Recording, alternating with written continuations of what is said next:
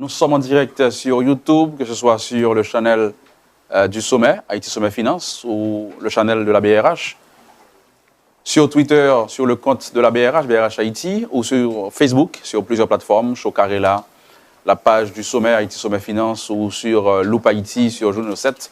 Nous sommes avec vous toute la journée pour cette 5e édition du Sommet de la FinTech.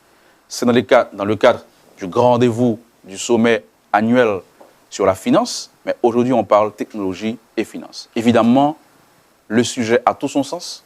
Nous sommes en pleine crise et on a pu profiter au maximum de l'Internet, des nouvelles technologies. Tout se fait sur Internet aujourd'hui, les grandes réunions, des concerts avec des artistes. On a vu ce qu'a fait en Haïti un artiste, des groupes comme Harmonique. On a vu Lady Gaga à travers le monde, ce qu'elle a pu faire. Donc, il faut profiter au maximum de l'Internet. Et quelles sont les opportunités aujourd'hui, en pleine crise de coronavirus? Comment développer de nouvelles stratégies pour aller vers l'inclusion technologique? Cette réflexion, c'est le directeur général de la BRH, Ronald Gabriel, qui va la partager avec vous. Tout de suite, le directeur général de la BRH.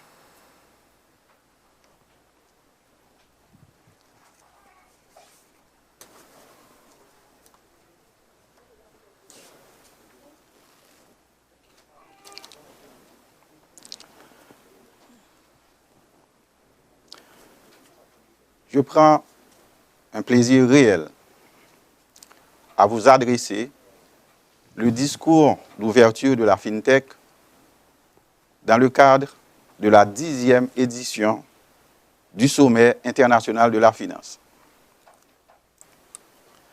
La réalité du virtuel est en train de prendre la pleine mesure du concret dans un monde encore dominé par le schéma occidental de la pensée cartésienne. Cependant, les temps changent imperceptiblement, à l'image de ce mouvement d'horloge que même l'esprit le plus averti peine à capter dans sa quotidienneté. Et comme le gond de l'horloge, les moments historiques sont là pour venir consigner dans les annales les moments de rupture qui souvent sont déjà, pour l'esprit d'avant-garde, des éléments du passé. La pandémie du Covid-19 recoupe bien cette analogie. Aujourd'hui, la réalité quantique prend la pleine mesure du concret dans des applications technologiques qui envahissent, mine de rien, l'espace de l'utilitaire à l'image de l'ordinateur quantique en gestation. Progressivement, la logique cartésienne est en train de s'ouvrir à une forme plus ouverte de rationalité que les scientifiques les plus pétris de sciences pures désignent au propre pour certains ou au figuré pour d'autres, sous le nom de mystère des nanostructures. Les temps changent donc imperceptiblement et certaines frontières du fait scientifique comme du fait technologique perdent de leur étanchéité à l'image de la frontière déjà tenue entre le virtuel et le réel, au temps où le virtuel devient le nouveau réel. Bienvenue donc dans la dimension réelle du virtuel. Il aura fallu la crise du Covid-19 pour donner à cette dimension une échelle planétaire. Pour Haïti, le sommet 2020 représente l'occasion idéale pour intégrer avec fierté cette mouvance dans les moments même de ces manifestations premières. C'est d'ailleurs fort de cette fierté que procure la légitimité d'être partenaire privilégié de cet événement que la BRH, par mon organe et au nom du conseil d'administration, vous convie aux assises historiques des premières assises virtuelles de la FinTech. Je m'associe également au groupe Croissance, à Profit et à Profine pour souhaiter une chaleureuse bienvenue aux participants de cette première qui se trouve être la 5e édition de cette manifestation. Fort heureusement, les thèmes qui sont l'impact des TIC sur la finance, le rôle de la technologie dans l'éducation, les enjeux du Bitcoin, l'inclusion financière à travers les TIC, tous traités dans les précédentes éditions, rencontrent à point nommé les besoins de réflexion du thème particulier de l'édition actuelle. Nous avons donc, s'il en est besoin, le minimum de prérequis pour asseoir l'action de financer la réponse au Covid-19 et préparer l'après-crise. Les interventions qui vont suivre, à n'en pas douter, revêtiront un caractère prospectif. Il y va du contexte historique de ce sommet. À ce tournant particulier, l'importance des enjeux devrait inspirer les réflexions les plus novatrices aux praticiens des secteurs privés et publics, aux membres de la communauté académique et aux professionnels des institutions internationales pour fonder les actions que nécessitera beaucoup plus tôt que dans le cours normal des choses la mise en place d'un nouvel ordre international que la crise du Covid-19 aura initié sans préavis. C'est donc un honneur pour moi de lancer ce matin les activités de cette édition. Chers participants virtuels, les conditions dans lesquelles se tiennent les assises de 2020 révèlent une capacité d'adaptation qu'on gagnerait à reproduire à une échelle nationale dans une société figée dans la torpeur d'une croissance anémique sur les 4 dernières décennies. Il a fallu la résilience des institutions partenaires, le professionnalisme et la compétence des concepteurs pour aboutir à la tour de force d'organiser ce sommet virtuel là où la logique première laissait entrevoir au mieux un ajournement des activités. Le gouverneur a mis la barre à un niveau encore plus élevé de difficulté en manœuvrant pour respecter la tenue de l'événement au mois d'avril, dans la tradition sans faille des éditions précédentes. Aujourd'hui, nous y voilà, pari tenu. Une petite voie tracée dans le long cheminement des paris à gagner en matière de création et de répartition de la richesse, de valeurs ancestrales à redorer, de patrimoine culturel et historique à remembrer, des vecteurs qui ont pour résultante le maître mot développement. La leçon à tirer est que le raccourci technologique est un outil puissant lorsqu'il est au service d'une volonté collective. Ce n'est pas le défi qui manque à ceux qui n'ont de choix que de s'engager. C'est le fardeau de chaque Haïtien à l'an 2020 de tous les enjeux. Entre la tenaille d'une crise sociétale qui a trop duré et les assauts de plus en plus répétés et rapprochés de l'hydre planétaire du Covid-19, la société haïtienne est à l'heure du sursaut qui nous fera trouver dans les graves difficultés actuelles les pousses d'opportunités nouvelles.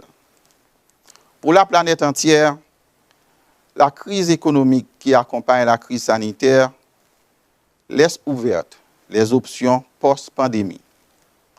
Les cas de figure couvrent une plage très large de situations qui dépendront du degré de désarticulation des structures de l'économie mondiale et des fractures sociales qui en découleront.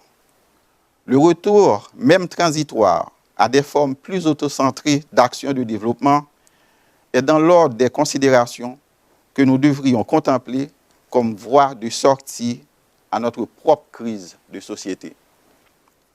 C'est donc l'occasion pour nous d'ouvrir le champ à plus d'autonomie dans la conduite des politiques publiques. en modulant notamment les horizons qu'on leur imprime. Il faudra par ailleurs s'écarter de toute tentation de repli sur soi. L'une des façons de s'y prendre est de profiter des effets de synergie et d'amplification liés aux acquis des technologies qui ont fait leurs preuves dans les économies de transition. Citons à titre d'exemple la formation en ligne pour obvier aux limitations chroniques des infrastructures académiques et d'un personnel enseignant en quantité et en qualité insuffisante. Le développement des énergies renouvelables, notamment solaires, pour répondre aux besoins énergétiques associés à un tel effort. Le télétravail, pour contourner les contraintes d'infrastructure à la création d'emplois et comme véhicule privilégié dans la mobilité internationale du facteur travail. Le mobile banking, pour sauter la barrière de la proximité dans l'accès aux services financiers et qui, dans ce contexte, aurait pu permettre d'adresser le besoin de la distanciation sociale dans les transactions bancaires au guichet des banques commerciales. Ces exemples, bien maigres par rapport aux champs ouverts de possibilités, illustrent la capacité des applications technologiques à transformer l'organisation sociale du travail et ouvrent les choix individuels à un degré beaucoup plus large de flexibilité dans le cadre d'un marché d'emploi libéré d'un niveau trop coercitif de contraintes physiques. Ils appellent, à mon sens, à une double considération. D'abord, le besoin immédiat pour un pays comme Haïti d'accommoder l'existant technologique dans la guerre ouverte contre la dissémination du Covid-19 et d'en faire un outil privilégié de prévention dans un environnement fortement marqué et limité en matière d'infrastructures sanitaires. La mise en place, ensuite, d'un dispositif large de développement des technologies de masse.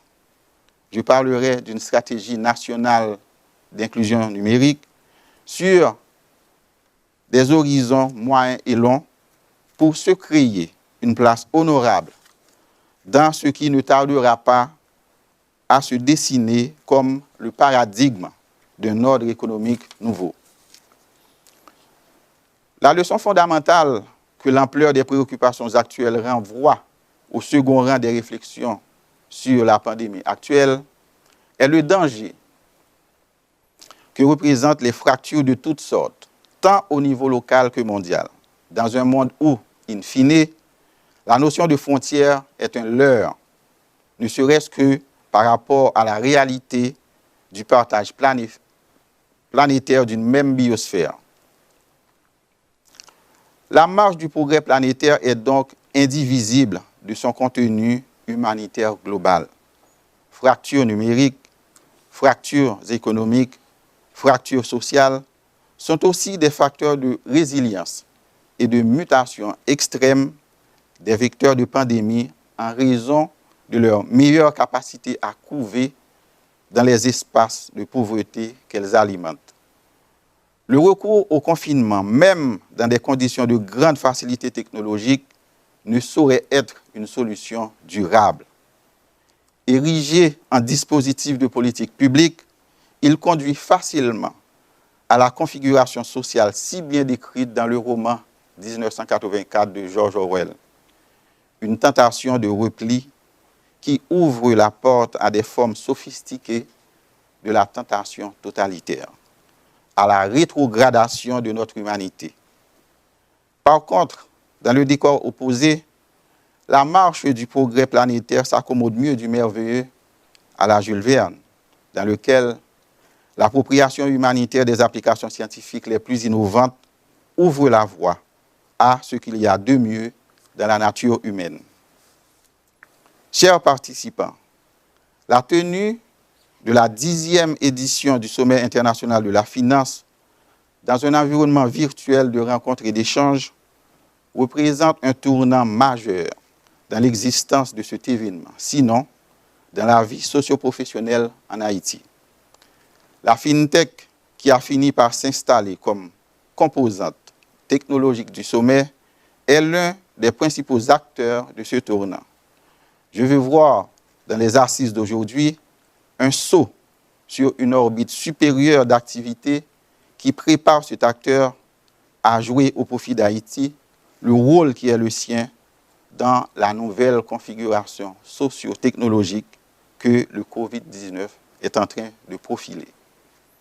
Enfin, l'apprentissage est un facteur inhérent à tout processus d'adaptation et de développement. Plus forte est la pente de la courbe qui trace ce cheminement, meilleur est le rendement économique et social qui s'y rattache. Cette course à l'efficience commence avec la pertinence des idées qui sortiront de ces assises. Nous, les acteurs d'aujourd'hui, n'aurons pas l'occasion de contempler l'arrivée, mais qu'à cela ne tienne, nous n'avons d'objectif que d'être dans le peloton de tête au moment de passer les torches à la génération du prochain relais. En ce sens, vous conviendrez avec moi que le développement technologique est finalement une cause de relais dont les gains d'étape conditionnent la vie des peuples. Quant à moi, je trouve que c'est extrêmement passionnant comme challenge. Je déclare donc ouverte les assises 2020 de la FinTech. Merci.